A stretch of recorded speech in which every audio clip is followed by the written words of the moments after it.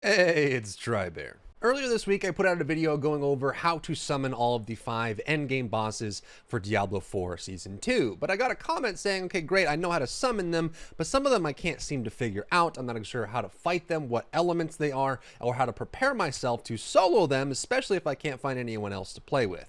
So today, I'm going to go through all 5 of the endgame bosses, go through their mechanics, how to avoid them, what to look out for, how to prepare yourself, and everything in between. Starting with the big boy Duriel himself.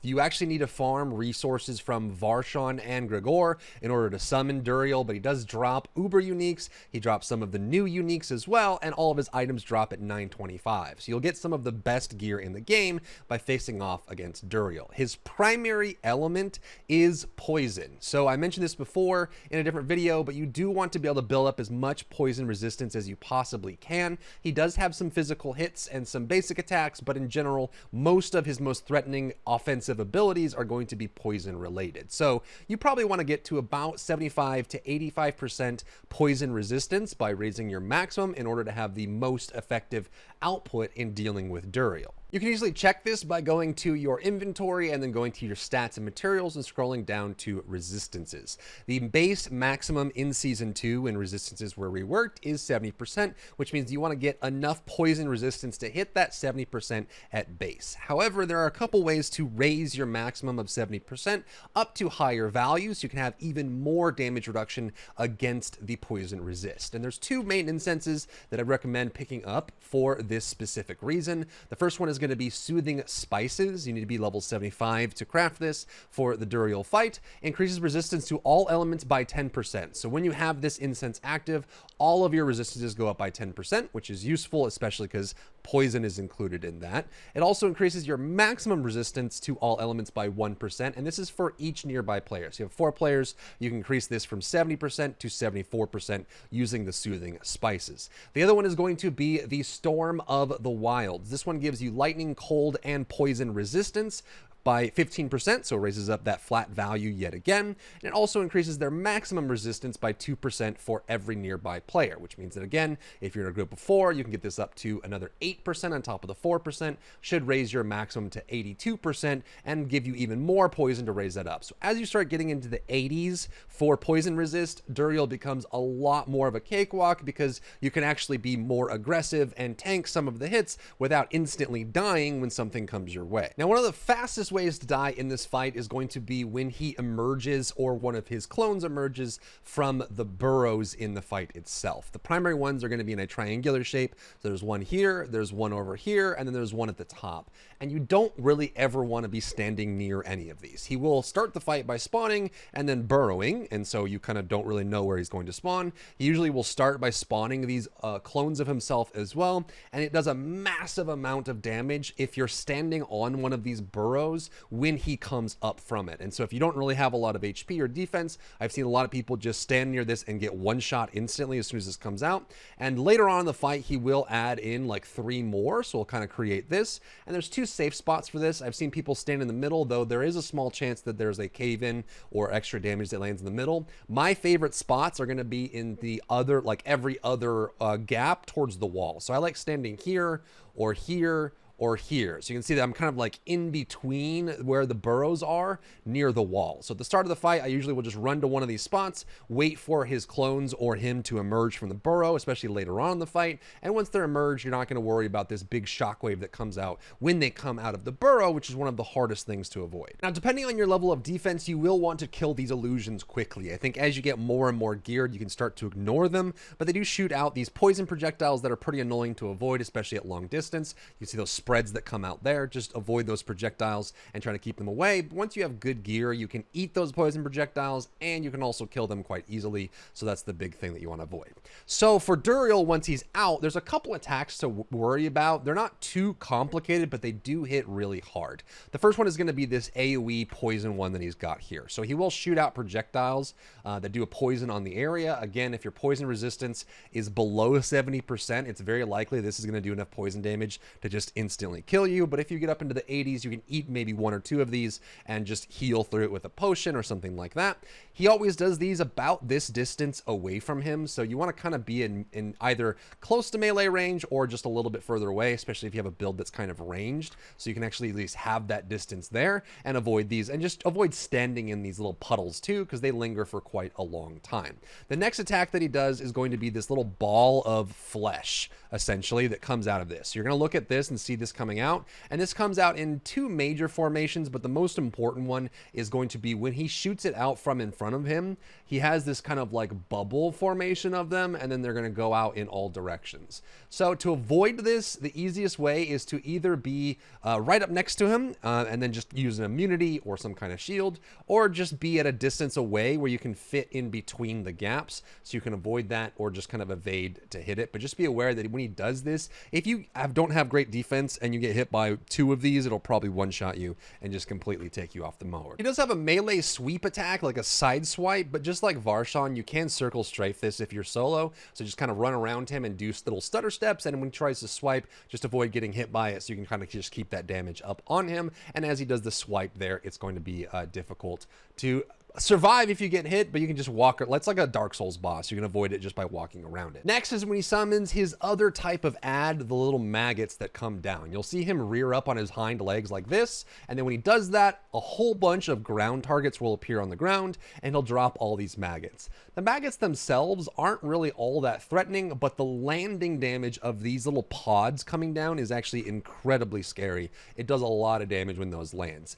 And personally for me, I think they did a pretty poor job of making these readable. So you can see these little landing locations. They blend into the environment very, very well. I mean, if you look at like this, it looks just like the crevasse does. So if like follow the fact that this one's landing here, it is very difficult to see this among everything else when you're paying attention and moving around. Some of these are really hard to see as they're landing, so you want to be very careful. I usually just pay attention to him, so you can actually see that when he goes up on his hind legs like that, you know that he's about to do that attack, and so you look around, look for the pods, and usually you can either be really close to him or really far away. Stay away from the middle, because that's where it's going to land the most, and those do a lot of damage. And once they're out, you can just kind of run behind him and use AoE to cleave them down if you really want, or just kind of kill them as they come through. They're not too much of a threat. The big threat for them is when they land. And this is kind of like the later stage of the fight now, where he does burrow with the extra burrows, and again, you can see me standing in that little interim space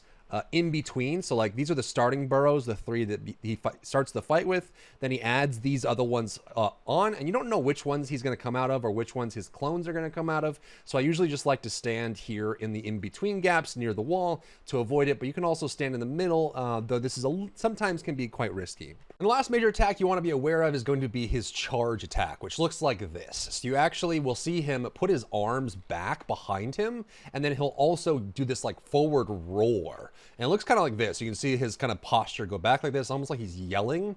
Right after he does this animation, he's going to charge in the direction he's yelling, and it does a boatload of damage if you don't have any mitigation or barriers or defense up when it lands.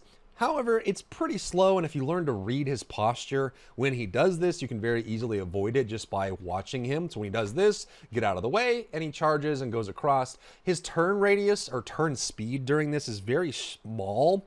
So even if he's like kind of coming towards you, just sidestep him and he won't be able to turn fast enough to keep up with you. So just kind of let that happen. So if you're a melee build, I recommend just circle strafing him around him as you move along. Watch out for the big melee attacks, like when he shoots out the little pustules, little goops of flesh that come out of him.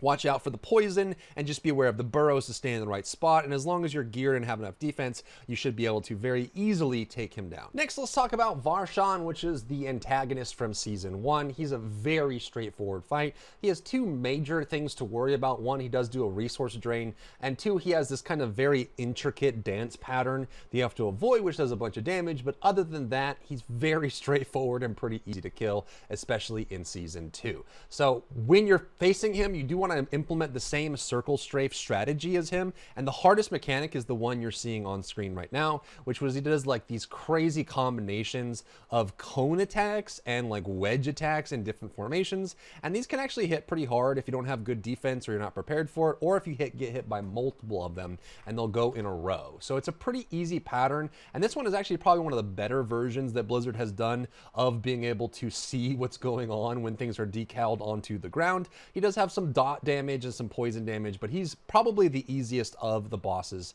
that you'll face. So you want to kind of just memorize this pattern as it goes. It goes into like this radioactive pattern, and then it inverts itself, and you just kind of want to move between them. You can also, there is also a max range for it, by the way. So if you are playing a ranged build, you can step outside and hide out in the extra area. If you're playing a melee build, you can stay inside and use either immunities or shields to get through it, or just actually dance properly between it. And there are safe spots in every single one of the patterns that you can very easily utilize. But if you're above level 70 and you have decent defenses, you can very easily burn him down. The other thing you have to worry about is really just his melee attacks. So anytime he's not doing his big AoE patterns, what I would do is kind of stand next to his hip, like to the right side or left side of him. So once he's done with these crazy patterns and he's done doing this nonsense, just kind of, if he's here facing this way, I would just be to his side or to his rear. And the reason for that is that once he's done doing big AoEs, he has these big cone attacks that he'll do in front of him. He either swipes his tentacles in front of him left to right or right to left, or he does this like frontal beam attack where he shoots the tentacles out. It'll daze you, it'll deal damage, in some cases will drain your resources as well, but he only does this in front of him, and as long as you're kind of moving behind him and staying behind him at all times, as he does this, you can strafe around him and you should never get hit by this. It's pretty slow and pretty easy to see. And again, he only does this once he's done doing the AoE and summoning adds. And those are the two main things you have to worry about. Just do the little dance for his AoEs on the ground, and then just make sure that you're never standing directly in front of him for his cone and line attacks. Next, let's talk about Grigoire, which is the Helltide boss. He drops the shards that you need to summon Duriel. Varshan drops the eggs that you need to summon Duriel, so that's what we're doing right after Duriel. And he is the lightning endgame boss. Almost all of his damage is lightning damage. I think even the minions that he summons do lightning damage as well. So once you summon him, you're going to be dealing with these quadrant focused laser beams, these lightning effects, and then lightning going all around. When he first spawns, he will have this pattern that shows up in the middle of the room and will go into like this circling rotation. But think of the room as being in these little patterns, these little squares. They're all segmented like this, and you want to pay attention to this because this is where all the mechanics will come from. So you can see this kind of like grid pattern coming out of this, coming through the middle of the room, and you'll see it rotate as well. So if we watch this as it spawns up in the middle of the room, it's going to go like this, then the ones next to it will spawn, and then the three in the middle will spawn, and you'll get that kind of line there. So you can see there's also even a safe spot. At the very beginning, what I like to do is just go outside of it. This pattern actually has like these like little margins on the sides. You can see it goes here. There's this safe space right here if you really don't want to get hit by it. This is for the beginning of the fight when there aren't like blockers going in between the obelisks, but you can stand just right here, wait for this to be done, and when he lands, remember he does do a shockwave in the middle as well, so if you're playing a melee build, don't get hit by that, but just let it kind of run through, and you can stand in the safe spot, chill, go back in and attack him and get some damage on that as well. And then he's just going to do these random lightning strikes all over the room. Pretty straightforward. He's also kind of like the penitent dread knights that you just have to kind of watch out on their frontals for. So just make sure you're not standing directly in front of him unless you feel like you can tank it. I tanked it there with an immunity. So you'll be doing that. And then as he starts to progress into the fight, he'll spawn at all of the junction points, these little obelisk pillars all over the map. So we'll have these all over the map. And this is when you start segmenting the area into different parts. And you kind of want to be careful about where you stand if you're solo, because you can actually get blocked out of being able to hit him if he's too far away. But then he'll summon these, and then he'll start putting these little lightning beams around. And you want to pay attention on the order in which they get hit, because it tells you where safe zones actually are. On top of that, he will do these little beams that show up on the map as well, and these beams will just knock you back and deal damage. So just kind of be paying attention to where that actually is, and find a nice spot that has lots of area that you can actually stand in and fight in, that avoids being blocked off too much, especially if you're playing solo. It's not as bad when you're playing in a group, but it can be kind of annoying when you're playing solo. Then he'll periodically blink to one edge, like some edge of the map, somewhere on the very edge, and start attacking in. And it's usually when he spawns adds as well, so you want to be aware of that. And then just kind of be here. The dangerous part about this, especially if you have low lightning resistance, is that if he does end up spawning, like teleporting to the corner of the map, remember, just like a Dread Knight, his most dangerous area is the cone in front of him. And when he's back against the wall, that's all in the front anyway. So if you're low on lightning defense, lightning resistance, just make sure you back up a little bit, let him come off the wall, he'll come to you, and then give that open space so you can circle strafe him again. When he spawns adds, just burn the adds down and keep working on him as well. And then he'll also just teleport around and keep doing this repeatedly until he does his room wipe mechanic, where he'll jump up into the air and start showing off different segments of the room as well. We killed him kind of fast here, but he does do it at the very end. You'll see him become untargetable. He'll teleport, disappear, and then he'll do his room-wide mechanic. And this one is actually very straightforward to avoid. It just requires you to pay attention right when he blinks away. So when he vanishes, you see him go off the screen here. Pay attention to all of the obelisks on the screen. Right when he teleports away, the obelisks in an order are going to start getting their these lightning bolts coming down and landing on them. There will be maybe like 4 to 5 of them that don't get these lightning bolts, and that's going to create the safe space for you for when he lands. So you can see this kind of happening here as we go through. We'll start it. You can see that these are now starting to get the lightning bolts coming down. These 4 have it, which means obviously this is not a safe spot because it's encompassed by these 4 obelisks that have the lightning bolt on them. So we don't like that.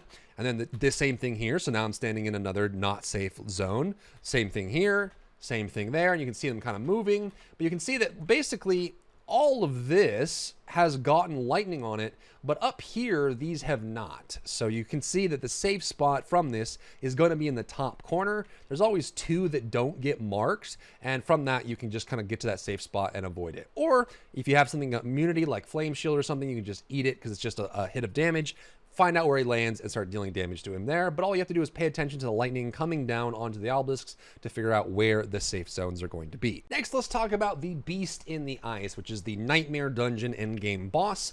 He has some decent drops as well, and he is pretty fun to fight. He actually has more mechanics than some of the other bosses, in that you have to kind of do them properly and pay attention, whereas some of them is just if you have enough defenses, you can kind of eat it and move through it. So he has a couple mechanics to pay attention to. Most of it's just going to be around what's underneath your feet, the decals on the ground, and the way he's animating as well. When you reach the end of the Glacial Fissure Nightmare Dungeon, he's going to land down in this giant ice arena, and when he does land, he does a little bit of damage and a little bit of a knockback as well, so paying attention to that. He has a basic forward swing attack. It's not super complicated. He just keeps sweeping back and forth in front of him. So you can circle strafe him, stay to his flank or his rear and move around. Or if you can just kind of keep distance, you can also avoid it that way. So he's going to keep doing that constantly when he's in his normal default state. However, the dangerous part about this cleave attack is that when he does his cleave, he's going to shoot out 3 icicle chunks out this way, and when they collide with anything, they will bounce back and deal damage with another projectile as well.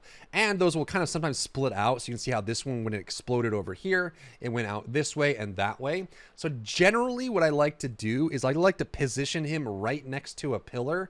If they hit the pillar, they'll either despawn or bounce off the pillar and go a different way. And if you use the collision of the pillar, you can avoid getting hit by the projectiles at all. Or you can kind of just keep circle strafing him, moving around, trying to avoid those. But you do want to have super high frost resistance for this, as all of his damage is frost damage. But you can see that when he hits this pillar here, it's a little bit safer, and you can use the wall to kind of avoid these, and that just makes things super easy for you, so you want to avoid that. Next, he does this little volley of artillery barrage. What he's going to do is he's going to yell, a little shockwave's going to come out just like that, and then he's going to wing back his big sword, and then when he slams the ground, from the location that he slams, he's going to shoot out a whole bunch of these mortar shots that go all over the area, but there's usually a couple safe spots in between them that you can find. So once you see this, just wait for it to come out, wait for the safe spots to appear. You can see there's a safe spot here. there's a safe spot here, and just kind of avoid these, especially if you have lower frost resistance, to make sure you're covered on that front. And then from there, you just kind of repeat back. He's going to go back into his cleaving that shoots the projectiles, either use immunities or defenses, or use the pillars to avoid them. And then he's going to go into his next mechanics. At any time, he can choose to jump up and land back down. And there's a couple things to know about this. One, he can do this during any phase unless he's channeling his big like room-wide attack. So he'll just jump up and land down. Where he lands, he will do a decent amount of frost damage. So you can see this marker here on the ground. This is where he's going to land. And when he finally lands, a whole bunch of those little cluster ice crystals are going to spawn all over the room, explode, and shoot projectiles in all directions. So again, where he's landing, you can kind of find like a safe spot behind a pillar, or find some safe areas here, or use some immunities to avoid the damage. But once he does land down, he's going to fill the room with a whole bunch of projectiles. And be careful, because you can also build up freezing as well, and eventually get frozen and take a bunch of extra damage from that too. Then once you've done enough damage to him, he's going to start his room-wide attack. He will slam down and then jump, which is a little bit different than his ground slam attack. He's going to fly up into the air and then land in the middle of the room. So he just started this new phase, and what you want to do when this happens is to get inside this middle area, because the outside here is going to become dead zone. You're not going to be able to stand out here. It'll just do a bunch of damage to you. So you will want to just move into the middle of the room, and as this happens, just move in. You can see that there's this swirl like hurricane, and what's going to happen is he's going to do a bunch of mechanics that if you don't dodge them, it's going to knock you back and throw you into the dead zone, which will do a bunch of ticking damage to you. So you want to avoid any of the ground slam attacks that move you. So this is the first one that you'll see. He's going to create one safe zone, right? So you can see that the safe zone is here, and there's a whole bunch of other patches. So like there's 5 segments built out here. This is all bad right here, and then there's a safe zone there. So what we want to do is just kind of, as soon as he goes here, he's going to become immune anyway. You can't deal damage. Just get kind of near the middle and then go to the safe zone when you see that it's spawned, and you'll be able to move safe there. If you don't, you'll get knocked back into it. You can also evade it like I did there if you need to avoid that hit. Then he'll move up, spawn 6 of these very easy to kill overseers. You'll just burn these carvers down, and you're good to go. He'll keep doing the knockback to try and push you into it. Then he'll summon the lunatics, and then he'll summon these 2 elites as well. So you just want to be aware of that. And he'll just kind of go through this cycle. He'll keep spawning extra things, and then usually after he finishes that room-wide attack, he'll do this kind of sequenced aerial attack that comes down on you as well. And you want to pay attention to this because it's different whether you're in a party or not. So usually after he ends this phase, but he can do it at any time that he wants throughout the fight, he'll do this kind of periodic artillery strike that lands on a person. He'll jump and he'll thrust his sword into the ground that causes a shockwave and start attacking. This will start a sequence of like 5 or 6 player targeted attacks that do room wide. If you're by yourself, every single one of these attacks is going to be centered on you.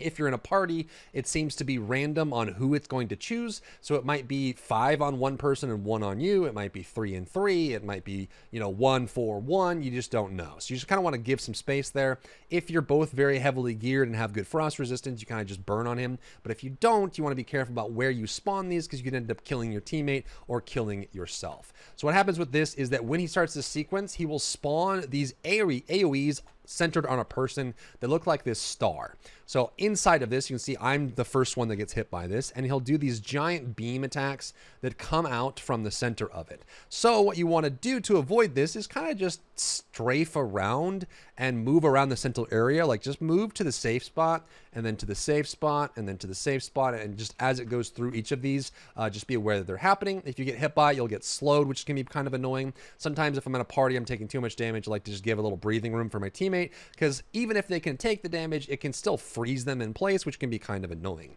And those are all the major attacks. You just have to worry about the projectiles, do his little mini dance game in the middle, and then worry about this sequence projectile thing that comes from the ceiling, and you're good to go. That's the entire fight of the Beast in the Ice. And lastly, we have possibly one of the weirdest looking creatures in all of Diablo universe, Lord Zir, which is the ancient vampire for season 2. And I'm using my very first encounter with him while doing the storyline, because all of the other encounters I've had with him, he dies so fast that it's hard to get any footage of it. So this is like when I'm under-leveled, under-geared, under-prepared, first time seeing him. So at least you can see the mechanics without him dying in a couple seconds, because he's kind of fragile. So the way he works is pretty straightforward. He has a couple attacks to worry about.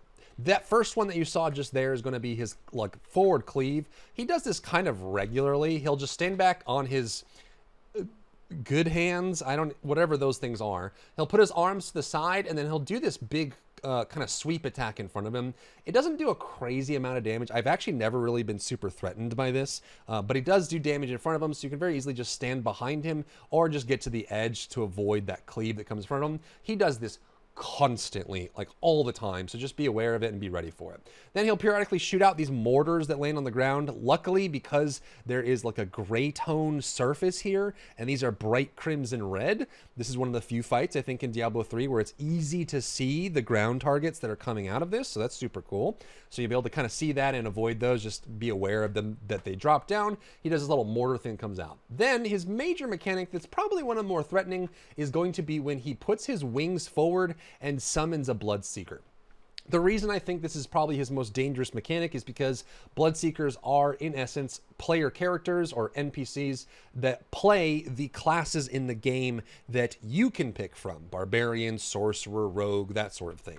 The reason this is dangerous is because they gave all the Bloodseekers the full kit of all of their abilities, which includes CC, dazes, knockbacks, things like that. It can be very annoying to deal with these. So what I recommend is that when he does spawn a Bloodseeker, just focus him down, or if you can do cleave damage to him and the Bloodseeker, definitely do it. It's much, much more useful that way. And once they're down, it'll be a lot easier to deal with Lord Zir himself. Periodically, he will go on a little tantrum. Well, he'll slam the ground and do shockwaves, which looks like that. So you can see that this big like shockwave of red came out, and he'll just do this a couple times.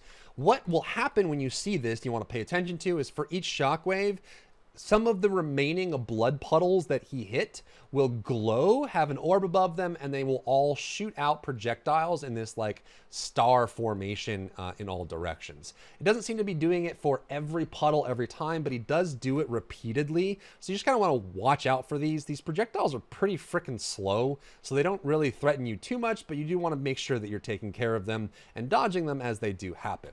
His other mechanic is this big line attack. He'll do this usually right after he spawns one of the Bloodseekers, but he'll basically just have this big line on the ground coming out. It's kind of hard to see, but if you look at him when he's standing over here on the edge of the arena, it's very easy to see. He'll just target for a little while, and then when he locks in, then he'll fire it. So all you have to do is just side strafe until he's done locking, and then just walk away and you're good to go. It's pretty straightforward to dodge. Kill the bats that spawn, and then just focus him down. He'll do this periodically. He'll land, just side strafe him. His turn radius is not great, and I think, again, the major thing you want to avoid is really just dealing with the Bloodseekers as fast as possible, as they can daze you at really inopportune times. They can do some really awkward CCs and damages that are kind of annoying, so just be aware of that, and then just deal with them. Then once you're done with them, just focus on him. Avoid his frontals, avoid his beam, avoid the ground, avoid the projectiles, and burn him down. And I honestly think he's probably down there with Varshan as being one of the easiest of the bosses to face,